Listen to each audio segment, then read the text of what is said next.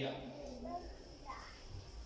اور پھر یہ کہا گیا کہ اگر کوئی یہ کہے کہ جی میں آزاد ہوں، عورت اگر کوئی نعرہ لگا دے کہ میں آزاد ہوں اپنے خیالات میں، تو اس سے یہ پتہ چلا کہ اسلام نے 1400 سال پہلے ان اللہ اشترى من المؤمنین انفسهم واموالهم بان لهم الجنہ واضح طور پہ کہہ دیا گیا کہ اللہ تعالیٰ نے مومنین کی مال اور جان جنت کے بدلے میں خرید لی.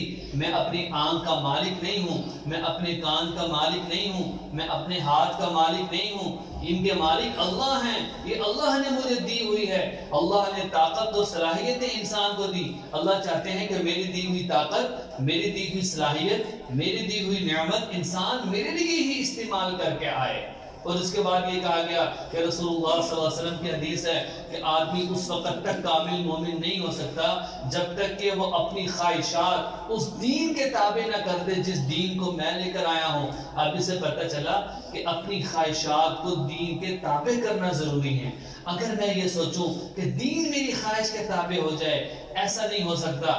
حضرت علی رضی اللہ عنہ نے فرمایا اگر دین انسان کی عقل کے تابع ہوتا تو انسان موزوں کے نیچے مسا کرتا، اوپر مسا نہ کرتا. اس لیے کہ موزے پہنے ہیں، گندگی تو نیچے لگی ہے، نیچے سے صاف کرنا چاہیے. اس سے پتہ چلا کہ دین عقل کے تابع نہیں ہے. خواہش اور عقل کو دین کے تابع کرنا ضروری ہے. یہ نہیں کہ میری عقل یہ کہتی ہے، یہ نہیں کہ میری خواہش یہ ہو رہی ہے، بلکہ ایسا نہیں ہے.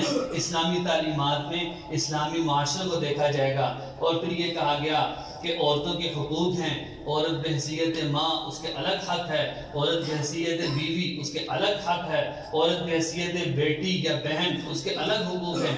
جس طرح عورتوں پر حقوق ہیں اسی طرح مردوں پر بھی حقوق ہے.